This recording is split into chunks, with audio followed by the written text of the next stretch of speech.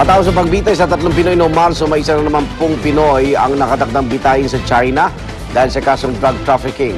Sa December 8, ang itinakdang araw ng pagbitay sa 35 taong gulang nating kababayan, ayon kay DFA spokesperson Raul Hernandez, nahuli umano itong ating kabayan na may dalang halos 1.5 kilong heroin papasok po ng China noong September 13, 2008.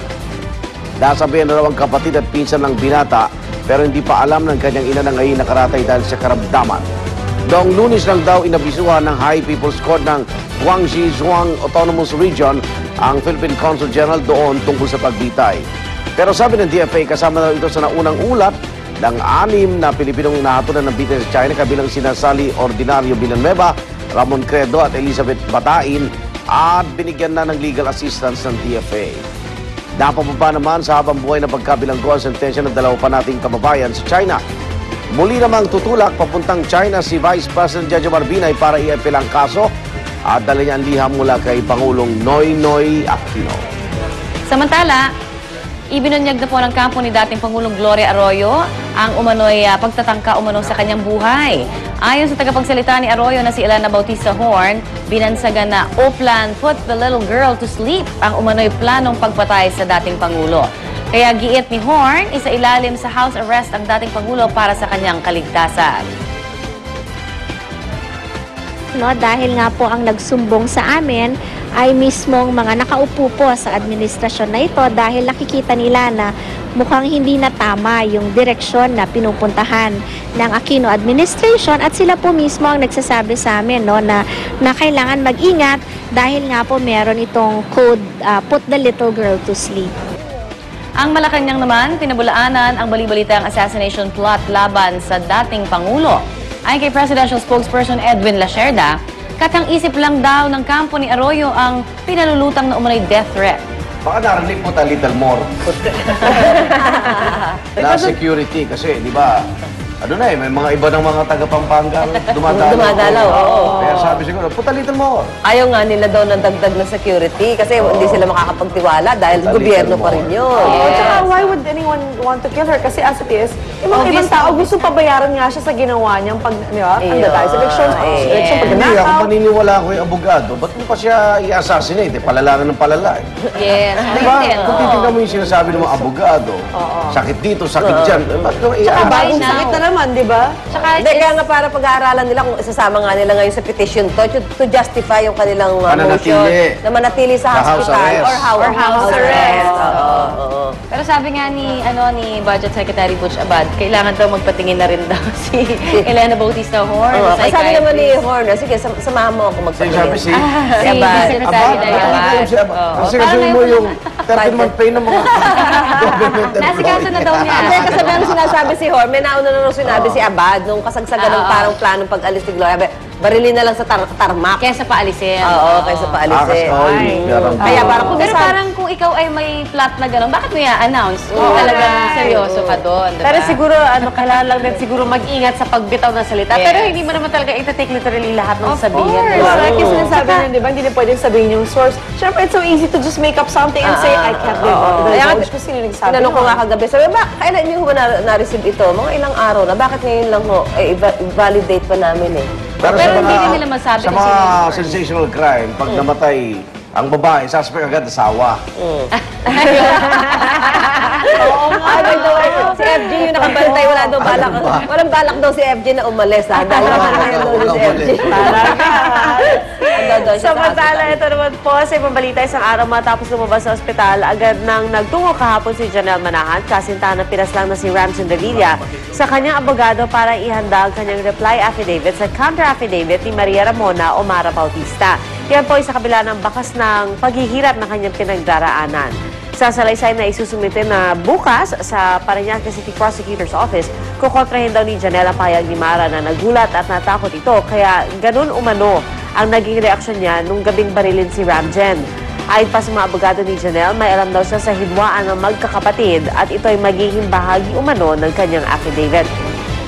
Samantala, paralisado pa rin ang pisngi ni Janelle hanggang ngayon kaya halos hindi pa niya maigalaw ito tuwing siya ay nagsasalita. At kwento pa niya dahil naka-soft diet pa siya, sinubukan niyang gumawa ng shake na puto pumbong dahil nasasabik na raw siyang matikman ito. Sa ngayon, ipinagdarasal daw ni Janelle ang katatagan, kaligtasan, hustisya at ang kaluluwa ng pinaslang na nobyo. Every night kasi I ask for strength talaga. Pero syempre, hindi naman kasi madali yung pinagdadaanan ko. So, nahihirapan din talaga ako. Pero yun nga, pag nagdarasal naman ako kay God, feeling ko na yung bibigay niya naman yung strength na hinihingi ko. Kaya nakakagat by ako everyday. Pero actually, mahirap talaga yung situation ko. Naguguluhan talaga ako sa nangyayari kasi nakasama ko rin naman sila for so long. So, naguguluhan talaga ako.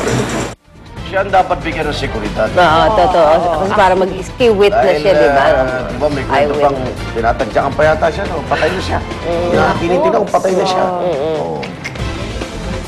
Anyway, sa ibang balita po, ngayong Disyembre na mga igan, hudyat na yan ang pagsisimula ng Christmas rush o yung pagdagsa ng mga mamimili sa mga shopping mall at Tiangge.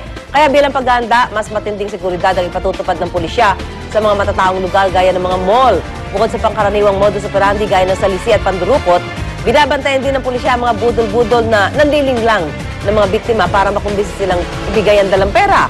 Naka-alerto naman daw ang mga otoridad, civilian volunteer at mga barangay tanod para sa pagpapaigting ng seguridad ngayong Kapaskuhan. Pero para makaiwas ang mga mamimili na maging biktima, dapat daw maging mapagmatsyag sila lalo na sa mga matataong lugar. Payo nila, iwasan ang pagsusuot ng mga mamahaling alahas o pagdadala ng mga mamahaling gadget para di makatawag pansin. Huwag din daw magbitbit ng sobra-sobrang salapi tuwing nag-shopping. Samantala, pinaigting na rin ng pulisya at MMDA ang paninita ng mga illegal vendors sa mga bangketa. Pero ipinaubaya na ng MMDA sa local government units ang pagbibigay ng permit sa mga nagsulputang Tiangge. Ayon kay MMDA Chairman Atty. Francis Tolentino, bilang pagbibigay daan sa diwa ng Pasko, may pahintulot ang vendors na gamitin ang ilang specific areas na maging sidewalk tuwing gabi hanggang madaling araw. Pero hindi raw sila dapat makakasagabal sa mga pedestrian, lalong-lalo na sa daloy ng trapiko. Good luck. Huwag lang garapan, huwag lang garapan. Sobrang dami. At kung kayo ay nag-iisip na rin mamili ng Noche Buena items, payo ng DTI, hanapin lagi ang inilabas nilang Suggested Retail Price Guide na nakapaskil sa mga pamilihan. Batayan ito kung hanggang magkano lang dapat ang presyo ng mga paninda ngayon.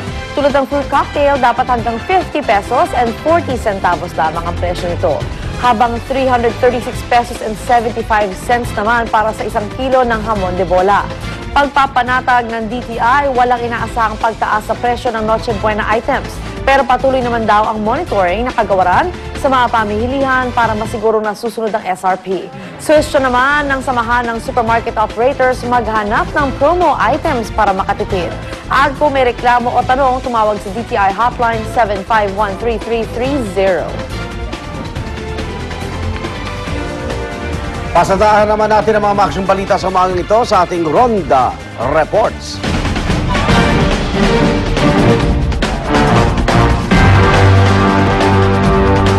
Mahigit 50 bahay ang nasunog sa FB Harrison Street sa Pasay City at tumagal ang halos 5 oras bago tuluyang naapula ang apoy. Yan ang Ronda Report ni Haji Rieta. Haji. Yes, sigandang residente nga ang agad na nawalan tahanan dahil sa isang malaking sunog sa may FB Harrison Street sa may Pasay City na umabot na nga sa Task Force Bravo pasado alas 7 kagabi. Dahil sa laki ng sunog, igan na tumagal ito ng halos 5 oras bago may deklarang fire out. At ayon nga sa Fire Marshal ng BFP Pasay, hindi bababa sa 50 mga bahay ang natupok na bahay at may gata 1.5 billion pesos nga ang halaga naman ng mga nasunog na ari-arian. Isa naman ang nagtamo ng second degree burn sa nangyaring sunog. Sa ngayon nga ay problema ng manasunugan kung saan sila titira at nakakalungkot daw dahil ngayon pa raw na kung saan papalapit na ang araw ng Pasko ay saka pa sila nasunugan. Iga na abangan ng buong detalye ng aking report mamaya sa pagbabalik ko sa unang balita. Balik sa inyo dyan sa studio, Igan. Nasaan ngayon yung mga biktima ng sunog, Haji? Iga, nasa isang evacuation center sila sa isang elementary school dito sa Maestrella Street at doon muna sila nagpalipas ng magdamag, Igan. Okay, maraming salamat, Haji Rieta. Yan, kasi para humilos na rin yung ano eh. Alam mo naman yung Kapuso Foundation, di ba? Agad-agad nagbibigay sila ng tulong sa mga biktima ng sunog. Balita naman mula sa Zamboanga City, nahuli na ng mga otoridad ang isa sa mga suspect sa pagpapasabog sa isang pension house noong linggo. Kinilalang suspect na si Hussein Ahadin na sinasabing iniuugnay rin sa serye ng mga pambobomba sa Zamboanga City. Dahil yung suspect sa kanyang hideout at sangkot daw ito sa pambobomba sa isang department store at sa Managutay Complex noong 2002 kung saan